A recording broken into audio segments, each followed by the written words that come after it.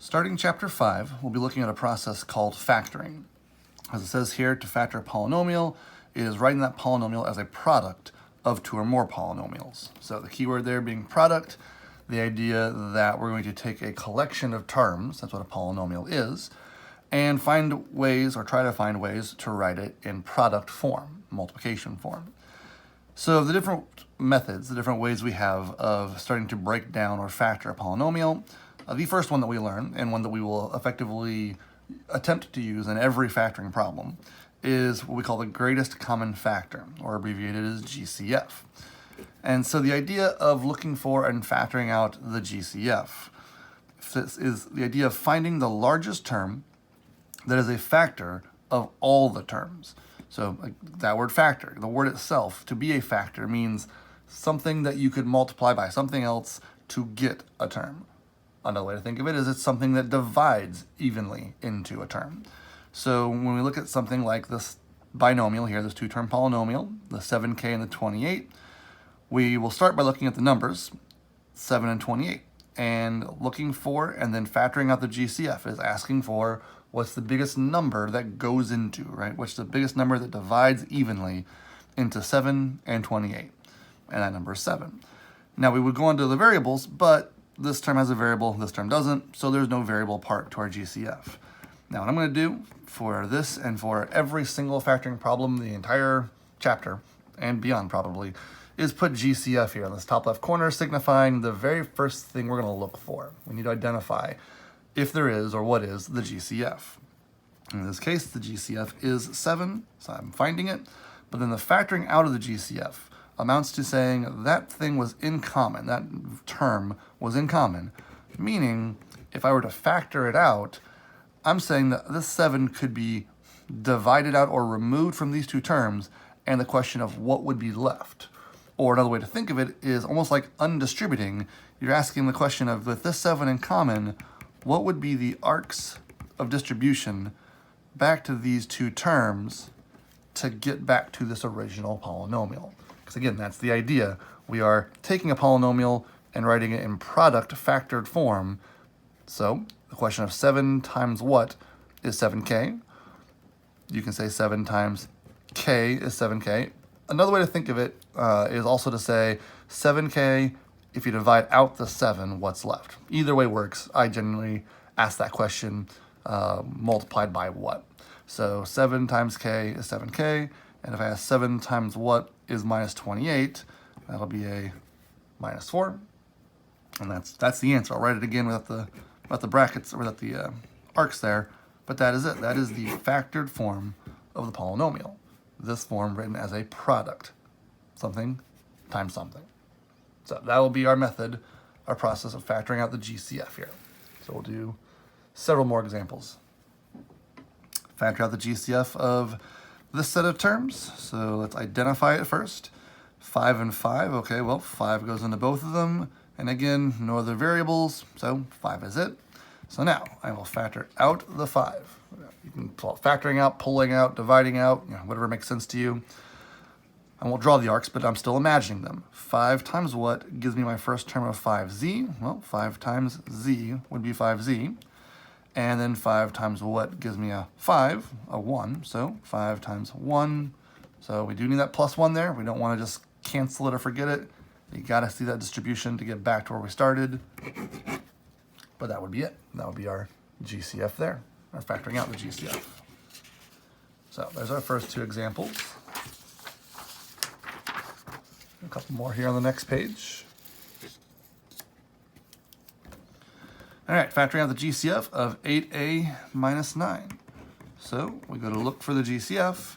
So between 8 and 9, we would say nothing goes into both of those evenly, except that something technically always does. Any two numbers you've got, no matter what they are, we would say that 1 is a factor of both of them. So we will never say that there's no GCF. At minimum, we will say the GCF is a 1, which we will not bother factoring out, because to factor a 1 out doesn't change anything. There's no reason to write it.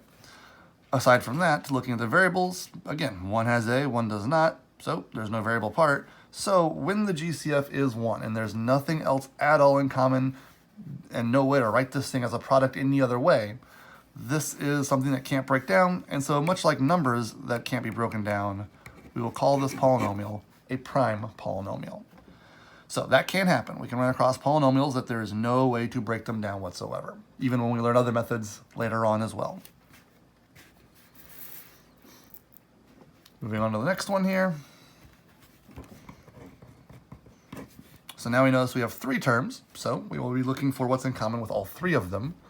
And starting with the numbers, 100, 50, and 25. So, there's a couple numbers. 5 would go into all of them, but we want the greatest common factor. And so it turns out that 25 is actually the largest factor. It would go into each of those. Now with the variable part, we have an m in all of them. And more specifically, m to the 5th, m to the 4th, m to the 3rd.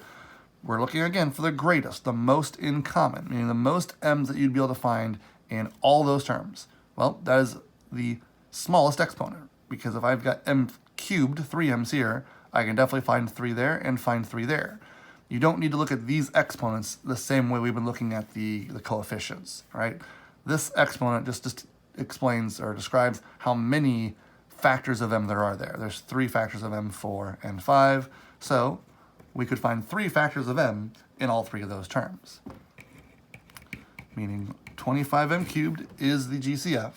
And now again, as I imagine those arcs, I'll just do piece by piece. 25 times 4 to give me 100. Now, m cubed, what do I need here to get m to the 5th? Well, if there's 3 m's here and I need 5 m's, then I need 2 more. Right? That's just using our exponential, multiplying similar bases is add the exponents. M cubed times m squared would be m to the 5th. That's where that's coming from. On to the next term, 25 to get a negative 50 would mean I need a minus 2. And there's 3 m's, I need 4 m's, so I need 1 more. And then the last arc, 25 to get 25, that would just be a 1. I won't write that yet, but with m cubed, also needing m cubed. Basically, notice this is that term. I've factored out the entire term. Make sure you get the 1 there, right? Just because you factored the whole thing out doesn't mean it goes away. We've got to have those terms to distribute to get back where we started. But that would be the factored form for that guy. All right, and another one here. I'm looking for the GCF. First of numbers, 5, 15, and 20. So GCF is 5. We've got multiple variables. We'll look at one variable at a time. M to the 4th, m to the 5th, m to the 4th. So m to the 4th is the most in common. And then x to the 3rd, x to the 6th, x to the 5th. So 3 x's could be found in each of those. So x to the 3rd. So factoring that out, 5m to the 4th, x to the 3rd. Here we have that scenario again where every bit of that term has been factored out. So if I thought about what would I distribute this to get that, it's just a 1. Next up, 5 to get to a 15 would be a 3. And we're going to need 1 additional m and 3 additional x's. So m and x cubed. And then 5 to get to a negative 20 would be a negative 4. We've got all the m's we need. We just need 2 more x's, x squared. And there would be that GCF factored out. And moving on to our last example of GCF for now, on the next page. It says factor this polynomial in 2 ways. So just to kind of point out what might look correct versus what we're going to kind of want to do. If I said, what is the GCF of these 2 terms? You might say, well, let's start with the numbers. 6 and 12 would make it 6, and r squared and r, there's a single r in both of them. Right? That seems like that follows all our rules that we've been using up to this point. And so we would say factor out the 6r. Now, 6r times what is a negative 6r squared? Well, 6 times a negative 1 would give us the negative 6. You can put the 1 there if you want, or just r times 1 additional r to give us r squared. We could really just call it negative r, or again, negative 1r. And then 6r times what to give me 12r. So 6 times what to give me 12 would be 2, and the r is already there, so that's all I need. So that would be a way to represent this thing in a factored form.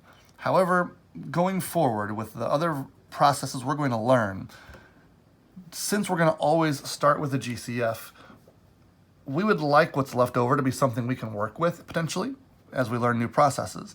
And a negative sign on our first term, generally speaking, is not going to be convenient at all.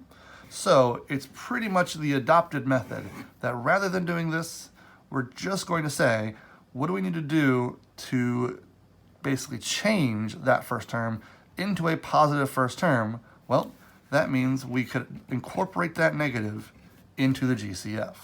If we consider the GCF to be negative 6r, now you've got negative 6 times what is negative 6? Well, that's a positive 1, and r times the same r to get r squared. And then, same thing, negative 6 times what to get a positive 12 means this is now a minus 2, and the r is already there, so there's our end of our parentheses there. But notice what's happened. When you factor out a negative with your GCF, you simply are going to be changing the sign of every term. And again, this first term being positive in the long run is going to be good for us, going to be convenient. So that is the preferred method for factoring anything with a negative first term.